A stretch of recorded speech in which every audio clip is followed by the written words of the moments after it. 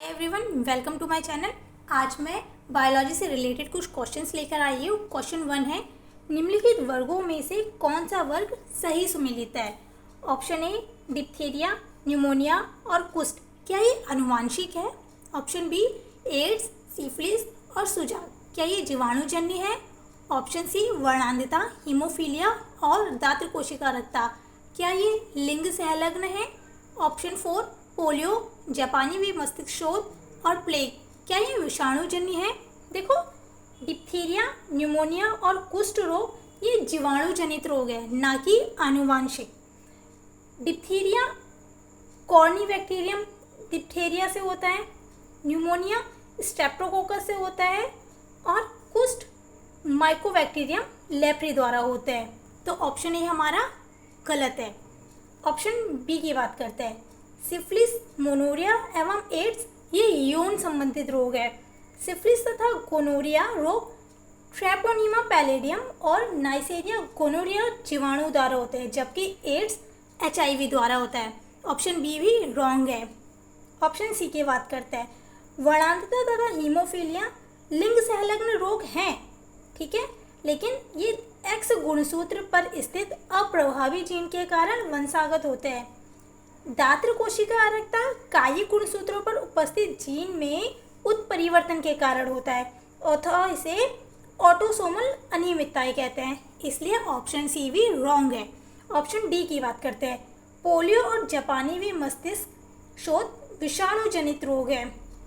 ये polio virus तथा herpes simplex virus द्वारा होते हैं। प्लेग एक जीवाणु जनित रोग है तो वेर्सीनिया पेस्टिस द्वारा होता है, इसलिए ऑप्शन 4 भी रॉन्ग है।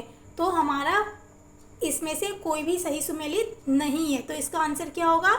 इनमें से कोई नहीं। क्वेश्चन 2 है, अधिकांश मरुस्थलीय पादप रात्रि के समय पुष्पित होते हैं क्योंकि ऑप्शन ए दिया गया आपको, उनका पुष्पन निम्न ताप से नियंत्रित होता है। ऑप्शन बी वे चंद्रमा की कलाओं के प्रति संवेदनशील होते हैं।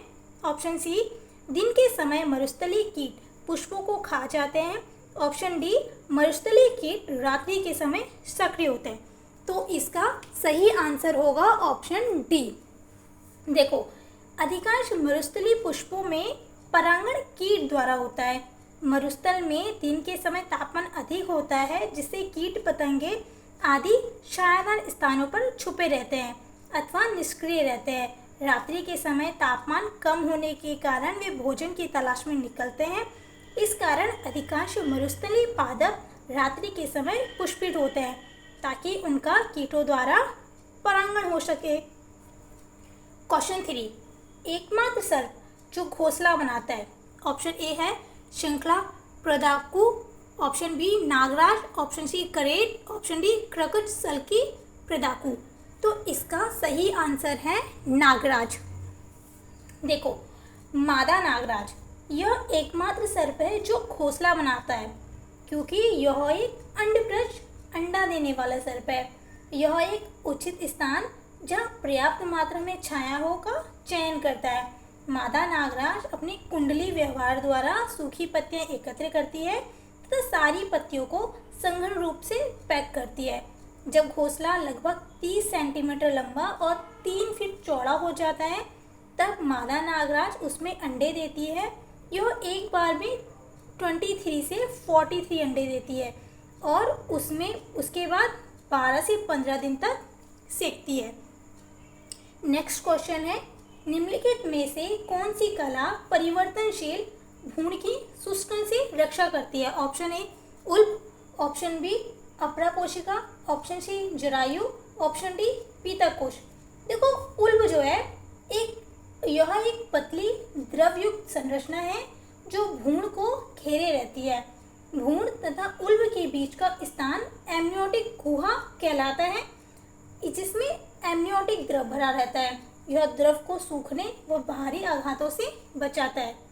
इसलिए नेक्स्ट क्वेश्चन, जरायु यह भ्रूण को होता है, इसलिए सही आंसर इसका उल्ब होता है, ठीक है। अब हम बात करते हैं जरायु की। यह भ्रूण के चारों ओर फैली संरचना है। यह भ्रूण के मुख्य भाग आवरण के रूप में विकसित होती है। मानव में यह आवरण गर्भनाल या अपरा बनाने में सहायक होता है। ऑप्शन अपरा कोशिका की बात करते हैं। यह भ्रूण के आहारनाल की एंडोडर्म से विकसित होती है। इसमें रुधिर कोशिकाएं, प्लेसेंटल धमनी व शिरा विकसित होती है। यह अपरा का भ्रूणीय भाग बनाती है तथा गर्भाशय से भ्रूण के लिए पोषक पदार्थ व O2 ग्रहण करती है। ये उत्सर्जन, पोषण तथा शोषण का कार्य भी करती है। अब बात करते हैं पीतक कोश की। यह भ्रूण से के नीचे विकसित होता है। यह तरल युक्त किंतु पीतक रहित होता है अतः पूर्वजों में यह योग युक्त था किंतु अब यह एक अवशेषीय संरचना है। 6 सप्ताह के भ्रूण में यह रुधिर निर्माण का स्थल होता है, इसलिए हमारा सही आंसर उल्ब है। नेक्स्ट क्वेश्चन, केल्विन मान से गमानव शरीर का सामान्य ताप आपको बताना है। देखो, सेल्सियस मान पर मनुष्य के शरीर का सामान्य जो तापमान होता है वो 37 डिग्री सेल्सियस होता है। तो केल्विन मान इक्वल टू डिग्री सेल्सियस में तापमान प्लस 273, तो 37 प्लस 273 इक्वल टू 310 केल्विन। तो इसका सही आंसर हमारा होगा 310 केल्विन। नेक्स्ट क्वेश्चन की बात करते हैं। निम्नलिखित में से कौन सा रूपांतरित स्तंभ है? गाजर, शकरकंद, नारियल या आलू? देखो, इसका सही आंसर है आलू।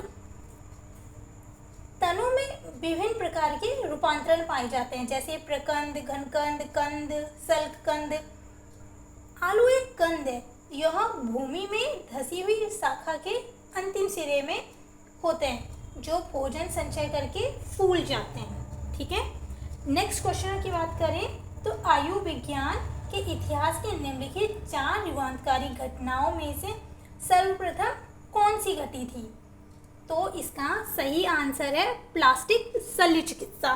देखो, प्लास्टिक सर्जरी का उद्भव 600 ईसा पूर्व भारत में हुआ।